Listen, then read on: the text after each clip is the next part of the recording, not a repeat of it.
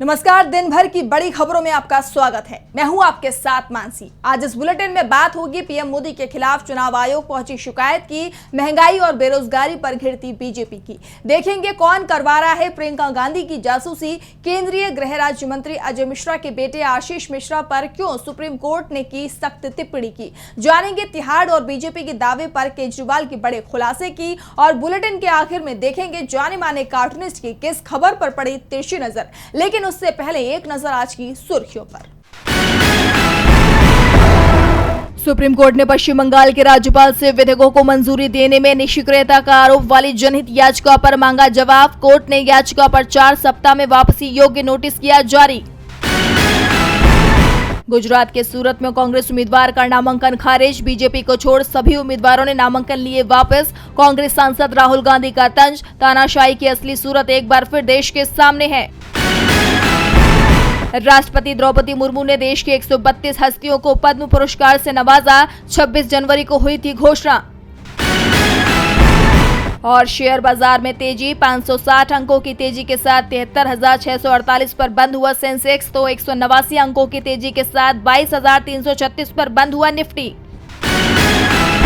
ये तो थी सुर्खियां। बात आज की सबसे बड़ी खबर की। पीएम मोदी अब अपने ही बयान में बुरे फंस चुके हैं। दरअसल पहले दौर की वोटिंग के बाद जो फीडबैक मिले हैं उसने बीजेपी की नींद उड़ा दी है। बीजेपी का कोई भी दाव काम करते नहीं दिखाई दे रहा है। ऐसे में अब बीजेपी हिंदू और मुसलमानों के जिस एजेंडे पर काम करती रही उसी पर बढ़ने लगी है। लेकिन कांग्रेस भी इसे लेकर पीछे हटने को तैयार नहीं है। पीएम की शिकायत चुनाव आयोग से कर दी गई है। अब इंतजार एक्शन का है। तो क्या है पूरा मामला, देखिए ये रिपोर्ट। राजस्थान के बांसवाड़ा में दिए गए पीएम मोदी के बयान पर हंगामा मचा हुआ है। पूरे विश्व ने बीजेपी को घेर लिया है। पीएम मोदी ने दावा किया था कि कांग्रेस सत्ता में आई तो लोगों की संपत्ति मुसलमानों में बांट देगी। इसे लेकर कांग्रेस अध्यक्ष मल्लिकार्जुन खड़गे ने पीएम से मिलने का समय मांगा। वो कांग्रेस के घोषणा पत्र को मोदी को सौंपना चाहते हैं और समझाना भी चाहते हैं कि कांग्रेस के घोषणा पत्र पर क्या गारंटी दी गई है। तो दूसरी तरफ पीएम के बयान को लेकर कांग्रेस नेता चुनाव आयोग पहुंच गए। कांग्रेस नेता अभिषेक मनु सिंघवी, सलमान खुर्शीद और गुरदीप सप्पल चुनाव आयोग से मिले। आयोग से मिलने के बाद अभिषेक मनु सिंघवी ने बताया कि हमने चुनाव आयोग के सामने 17 शिकायतें दर्ज कराई हैं। उन्होंने आचार संहिता का उल्लंघन किया है। प्रधानमंत्री नरेंद्र मोदी कांग्रेस के घोषणा पत्र को लेकर झूठ फैला रही है। उनके बयान पर चुनाव आयोग को सख्त एक्शन लेना चाहिए। राजस्थान में पीएम ने जिस तरह एक समुदाय के लिए भद्दा वक्तव्य दिया वो चुनाव आयोग का उल्लंघन है। चुनाव आयोग को इस पर सख्त कार्रवाई करनी चाहिए। बीजेपी सरकार ने गुजरात समेत कई जगहों पर सत्तारूढ़ पार्टी की तस्वीरें लगाई हैं, जो सिर्फ धर्म की बात करती हैं। सूरत में बीजेपी की निर्विरोध जीत पर भी उन्होंने सवाल उठाते हुए कहा कि सूरत का चुनाव रद्द होना चाहिए। न्यूज 18 चैनल के प्रोग्राम को धर्म पंथ निरपेक्षता के विरुद्ध बताते हुए उस पर प्रतिबंध लगाने की मांग की है। कांग्रेस की तरफ से कुल 17 शिकायतें की गई हैं, जिसमें आचार संहिता उल्लंघन की शिकायतें सबसे ज्यादा हैं। अब देखना है कि बीजेपी की शिकायत पर तुरंत एक्शन लेने वाला चुनाव आयोग कांग्रेस की शिकायत पर कब तक एक्शन लेता है। पीएम के बयान से बीजेपी घिरी हुई दिख रही है, क्योंकि जनता के बीच मुद्दा धार्मिक ध्रुवीकरण का नहीं बल्कि महंगाई और बेरोजगारी का बनता दिख रहा है। उत्तर पूर्वी दिल्ली, जहां से कांग्रेस के कन्हैया कुमार उम्मीदवार हैं, वहां लोग महंगाई और बेरोजगारी की ही बात कर रहे हैं। तो क्या है पूरा मामला, देखिए ये रिपोर्ट। देश की राजनीति दिल्ली से चलती है। दिल्ली में कहने को तो सिर्फ 7 सीटें हैं, लेकिन दिल्ली पूरे देश का मूड बता देती है, क्योंकि यहाँ देश के हर कोने का आदमी रहता है। पहले चुनावों को देखें तो ये साफ है कि देश में उसी दल की सरकार बनी जिसने दिल्ली की 7 में से अधिकांश सीटों पर कब्जा किया। कांग्रेस जीती तो उसकी सरकार बनी और बीजेपी भारी पड़ी तो वो सरकार में आ गई। इस बार दिल्ली किसके पक्ष में वोट डालेगी, ये सवाल बने हुए हैं। दिल्ली में 26 मई को वोटिंग होनी है। ऐसे में सभी के मन में ये सवाल है कि इस बार किसको गले लगाएगी दिल्ली।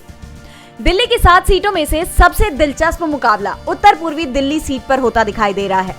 कांग्रेस और आप गठबंधन की तरफ से यहाँ कन्हैया कुमार चुनावी मैदान में है, तो बीजेपी की तरफ से सांसद मनोज तिवारी चुनाव लड़ रहे हैं। डीवी लाइव ने जब उत्तर पूर्वी दिल्ली के लोगों से बात की तो लोगों में गुस्सा दिखाई दिया। यहाँ के निवासी ने बीजेपी के विकास के दावे की पोल खोल दी। भारत के लोगों ने 2 बार मौका दिया उनको, प्रधानमंत्री को सत्ता में लाए, वो भी बहुमत में सत्ता में लाए, ऐसी इतनी मेजोरिटी से लाए, लेकिन उन्होंने आम आदमी के लिए लोअर लेवल पे ऐसा कोई काम नहीं किया जिससे लोगों को लगता कि हमारे प्रधानमंत्री ने हमारे भारत के लोगों को एक आपस में मिलके हमारा विकास किया विकास जैसी चीज़ उनके नाम उनके अंदर है, ना ही उनके पूरे पार्टी के अंदर है कि विकास क्या चीज़ होती है। वो तो परिभाषा समझते ही नहीं, विकास नाम क्या कुछ चीज़ भी है विकास। तो वहीं उत्तर पूर्वी दिल्ली के मुखर्जी नगर में रहने वाले युवक ने महंगाई को लेकर बीजेपी को जिम्मेदार ठहरा दिया। तो बेरोजगारी है और महंगाई जो बहुत अपनी चरम सीमा पर पहुंची है इस समय, और यहाँ तक बीजेपी गवर्नमेंट ने जो टैक्स का इजाफा 19.58 लाख करोड़ जो इजाफा किया है, वो टैक्स तो उन्होंने निकाला, कैसे निकाला ये तो जानती है। और इसमें अक्सर जो तीसरे पॉपुलेशन आती है, जो एक बड़ी पॉपुलेशन होती है, जो बहुत से ज़्यादा गरीब किसान लोग होते हैं, उनको बहुत ज़्यादा इस दुखदायी पीड़ा उठानी पड़ी। बीजेपी जिन मुद्दों से बचना चाहती है वो ही मुद्दे चुनाव में उसके सामने आ गए हैं। ऐसे में मोदी सरकार की चिंता बढ़ती दिख रही है। इस बीच कांग्रेस की महासचिव प्रियंका गांधी ने पीएम मोदी और अमित शाह पर बड़ा आरोप लगा दिया है। तो क्या कहा है प्रियंका ने, देखिए ये रिपोर्ट। एक बार फिर कांग्रेस महासचिव प्रियंका गांधी मोदी सरकार पर हमलावर हुई है और इस बार प्रियंका ने मोदी के मंत्री पर गंभीर आरोप लगाए हैं। दरअसल राजनाथ गांव में चुनाव प्रचार करने पहुंची प्रियंका गांधी ने अमित शाह पर गंभीर आरोप लगाए हैं। उन्होंने कहा कि मैं अपनी बेटी से मिलने विदेश गई थी तो अमित शाह मेरी जासूसी करवा रहे थे और मेरे निजी जीवन पर भी बीजेपी नजर रख रही है। यही नहीं, प्रियंका ने पहले चरण की वोटिंग पर भी खुलकर बात की। उन्होंने कहा कि हम उम्मीदों से बेहतर कर रहे हैं, हमारे लिए पहला चरण अच्छा रहा। बीजेपी पहले चरण को लेकर मिल रहे संकेतों से हतोत्साहित है। तो वहीं संविधान में बदलाव के मुद्दे पर प्रियंका गांधी ने प्रधानमंत्री नरेंद्र मोदी और पूरी बीजेपी पर सवाल उठाए। प्रियंका ने कहा कि प्रधानमंत्री मोदी बैकफुट पर हैं। पीएम की मर्जी के बिना बीजेपी नेता संविधान में बदलाव की बात नहीं कर सकती। संविधान में बदलाव कर जनता के अधिकार को कमजोर किया जाएगा। इसी के साथ प्रियंका ने पिछले दिनों तेजस्वी यादव के एक वीडियो के बाद मचे बवाल को लेकर भी मोदी सरकार पर हमला बोला। बीजेपी को मांस मछली नहीं बल्कि बेरोजगारी पर बात करनी चाहिए। क्या सरकार प्रियंका गांधी की जासूसी करवा रही है? पहले राहुल गांधी की जासूसी कराने का मामला भी सामने आया है। उनके फोन में पेगासस के जरिए जासूसी कराने की बात कही गई थी। ऐसे में मोदी सरकार बुरी तरह से घिरती दिखाई दे रही है। वैसे सवाल सिर्फ केंद्रीय गृह मंत्री पर ही नहीं उठ रहे हैं, बल्कि गृह राज्य मंत्री भी सवालों के घेरे में हैं। केंद्रीय गृह राज्य मंत्री अजय मिश्रा टेनी के बेटे आशीष मिश्रा मोनू इस समय सशर्त जमानत पर है, लेकिन वो जमानत की शर्तों का पालन नहीं कर रहे हैं, जिस पर आज सुप्रीम कोर्ट भड़क उठा है। तो क्या कहा है कोर्ट ने, देखिए ये रिपोर्ट। लखीमपुर खीरी में हुई घटना ने मोदी सरकार के खिलाफ किसानों के आक्रोश को चरम पर पहुंचा दिया था और एक बार फिर यह मुद्दा तूल पकड़ता हुआ नजर आ रहा है। और सुप्रीम कोर्ट ने मामले में आरोपी केंद्रीय गृह राज्य मंत्री अजय कुमार मिश्रा टेनी के बेटे आशीष मिश्रा को लेकर तीखी टिप्पणी की है। अदालत ने कहा कि अगर आशीष मिश्रा यूपी में आकर आयोजनों में हिस्सा ले रहा है तो वह उसे मिली अंतरिम बेल की शर्तों का खुला उल्लंघन है। दरअसल आशीष मिश्रा पर आरोप है कि उन्होंने लखीमपुर खीरी में किसान आंदोलन के दौरान अपनी कार से 4 लोगों की जान ले ली थी। आपको बता दें कि मामले में सुनवाई के बाद अदालत ने आशीष मिश्रा को बेल देते हुए ये शर्त रखी थी कि वो यूपी से बाहर ही रहेंगे। उन्हें केवल लखीमपुर खीरी मामले में ट्रायल के दौरान यूपी जाने की परमिशन होगी। कोर्ट ने ऐसा इसलिए कहा ताकि आशीष मिश्रा मौके पर स्थिति को प्रभावित ना कर सके और उनका गवाहों पर भी कोई असर ना पड़े। किसानों का पक्ष रखते हुए वकील प्रशांत भूषण ने आशीष मिश्रा पर बेल की शर्तों का उल्लंघन करने के आरोप लगाए हैं। भूषण ने कहा कि वह यूपी में आकर बहुत से आयोजनों में भी हिस्सा ले रहा है। उसने यूपी में रिक्शे बांटे हैं। मैं नहीं जानता कि आखिर कैसे इसकी परमिशन दी जा रही है। मैं इसे लेकर एक एफिडेविट दाखिल करता हूं जिसमें इसकी जानकारी होगी। हालांकि आशीष के वकील ने इन आरोपों को खारिज किया है, लेकिन कोर्ट ने सख्त रुख अपनाते हुए इसे कोर्ट के आदेशों का उल्लंघन बताया है। सुप्रीम कोर्ट की सख्त टिप्पणी के बाद ये कहा जा रहा है कि अगर आशीष मिश्रा ने बेल की शर्तों का आगे भी उल्लंघन किया तो फिर उनकी जमानत भी खारिज हो सकती है। सुप्रीम कोर्ट ने आशीष मिश्रा को चेतावनी दी है। ऐसे में अगर वो बेल की शर्तों का आगे भी उल्लंघन करते हैं तो उनके लिए आने वाला समय मुश्किल भरा हो सकता है। वैसे इस समय मुश्किल में दिल्ली के सीएम अरविंद केजरीवाल भी चल रहे हैं। जेल में उनका स्वास्थ्य खराब बताया जा रहा है। इंसुलिन की उनकी मांग पर ध्यान नहीं दिया जा रहा है। इसे लेकर आज केजरीवाल ने एक पत्र लिखा है। तो क्या है इस पत्र में, देखिए ये रिपोर्ट। दिल्ली के सीएम केजरीवाल की सेहत से जुड़ी बड़ी अपडेट सामने आई है। जेल में बंद अरविंद केजरीवाल ने तिहाड़ जेल के सुपरिटेंडेंट को एक चिट्ठी लिखी है। चिट्ठी में उन्होंने जेल प्रशासन पर गंभीर आरोप लगाए हैं। चिट्ठी में अरविंद केजरीवाल ने कहा कि उन्हें अखबार में तिहाड़ जेल प्रशासन का बयान पढ़कर काफी दुख हुआ। तिहाड़ का प्रशासन राजनीतिक दबाव में झूठ बोल रहा है। उन्होंने ये भी लिखा कि वे रोज इंसुलिन मांग रहे हैं। मैंने ग्लूकोमीटर की रीडिंग दिखाई और बताया कि दिन में 3 बार शुगर बहुत हाई जा रही है। शुगर लेवल 250 से 320 के बीच जाती है। एम्स के डॉक्टरों ने कभी भी नहीं कहा कि चिंता की कोई बात नहीं है। एम्स के डॉक्टर्स ने कहा कि वो डाटा और हिस्ट्री देखकर बताएंगे। तिहाड़ का प्रशासन राजनीतिक दबाव में झूठ बोल रहा है। इससे पहले रविवार को तिहाड़ जेल के अधिकारियों ने दावा किया था कि जेल प्रशासन ने दिल्ली के मुख्यमंत्री अरविंद केजरीवाल की एम्स के वरिष्ठ विशेषज्ञों के साथ वीडियो कॉन्फ्रेंस की व्यवस्था की। इस दौरान न तो केजरीवाल ने इंसुलिन का मुद्दा उठाया और न ही डॉक्टर्स ने इसका सुझाव दिया। अधिकारी ने कहा कि अरविंद केजरीवाल को आश्वासन दिया गया है कि कोई गंभीर चिंता नहीं है और उन्हें निर्धारित दवाएं जारी रखने की सलाह दी गई है। वहीं आम आदमी पार्टी का कहना है कि केजरीवाल को डायबिटीज है, इसके बाद भी उन्हें उचित सुविधा नहीं दी जा रही है। तो वहीं ईडी के समन के खिलाफ केजरीवाल की याचिका पर हाईकोर्ट में जस्टिस सुरेश कैत और जस्टिस मनोज जैन की बेंच में सुनवाई हुई। बेंच ने इसे 15 मई के लिए लिस्ट कर दिया है। तो राउज एवेन्यू कोर्ट ने भी केजरीवाल की याचिका खारिज कर दी है। कोर्ट ने वीडियो कॉन्फ्रेंसिंग के जरिए निजी डॉक्टर से परामर्श लेने की इजाजत देने से इनकार कर दिया है। केजरीवाल ने तिहाड़ और बीजेपी दोनों पर ही जमकर आरोप लगाए हैं। फिलहाल तो केजरीवाल को बड़ी राहत नहीं मिली है, लेकिन उनके आरोपों ने बीजेपी की मुश्किलों को जरूर बढ़ा दिया है। बीजेपी की चिंता को शिवसेना यूबीटी प्रमुख उद्धव ठाकरे ने भी बढ़ा दिया है। उन्होंने बीजेपी के 400 पार के नारे की हवा निकाल दी है। तो क्या कहा है ठाकरे ने, देखिए ये रिपोर्ट। लोकसभा चुनाव के चलते सियासी पारा उफान पर है। प्रधानमंत्री नरेंद्र मोदी की अगुवाई में बीजेपी जीत की हैट्रिक लगाने के दावे कर रही है। पीएम मोदी ने अब की बार 400 पार का नारा दिया है, तो विपक्षी इंडिया गठबंधन बीजेपी को बड़ी मात देने की तैयारी कर चुका है। इस चुनावी जंग में शिवसेना यूबीटी अध्यक्ष उद्धव ठाकरे ने एक बड़ा दावा किया है। उद्धव ठाकरे ने दावा किया कि विपक्षी इंडिया गठबंधन लोकसभा चुनाव में 300 से ज्यादा सीटें जीतेगा, लेकिन लड़ाई आसान नहीं है। बुल्ढाना में शिवसेना यूबीटी के उम्मीदवार नरेंद्र खेडेकर के लिए एक रैली को संबोधित करते हुए उद्धव ठाकरे ने कहा कि बीजेपी को उनकी पार्टी को नकली शिवसेना कहने के लिए लोग सबक सिखाएंगे। उद्धव ठाकरे ने जीएसटी व्यवस्था और कृषि नीतियों को लेकर बीजेपी पर निशाना साधा।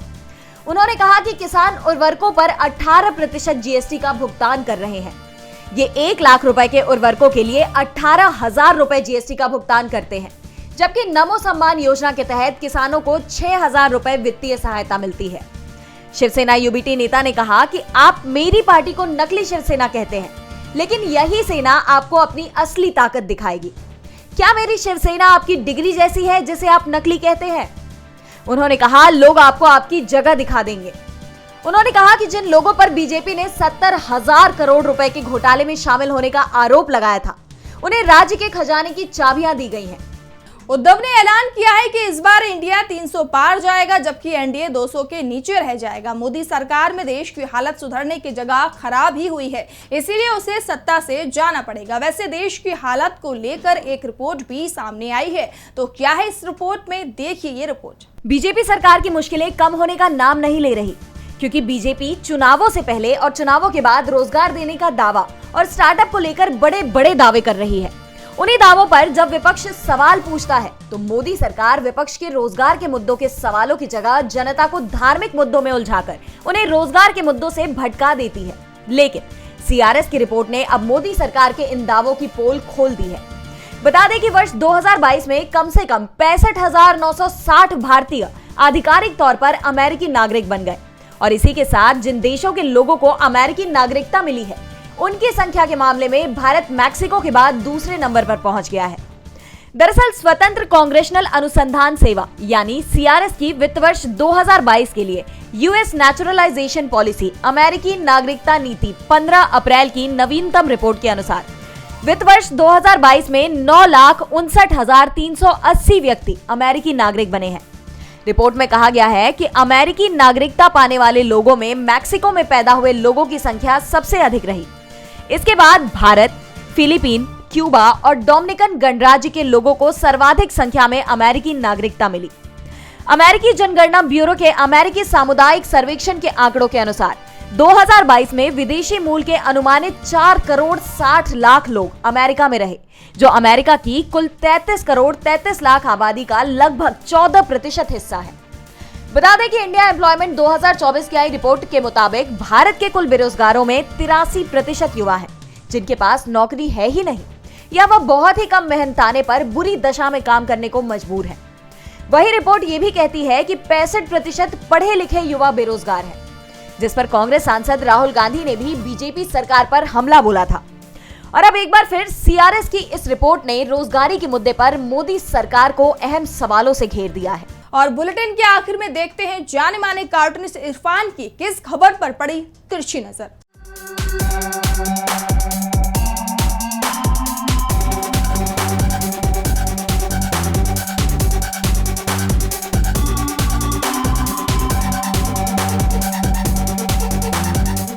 बीजेपी के लिए गुजरात मॉडल एक आदर्श मॉडल है। वो चाहती है कि जो भी गुजरात में हो वो पूरे देश में होना चाहिए। अब देखिए ना, आज उनके एक उम्मीदवार जो सूरत में थे उनको निर्विरोध जीत हासिल हो गई है। कांग्रेस का वहाँ पर पर्चा खारिज हो चुका था और बाकी के बचे हुए उम्मीदवारों ने अपने अपने पर्चे वापस ले लिए। तो बीजेपी चाहती होगी कि ऐसा काश पूरे देश में हो जाए।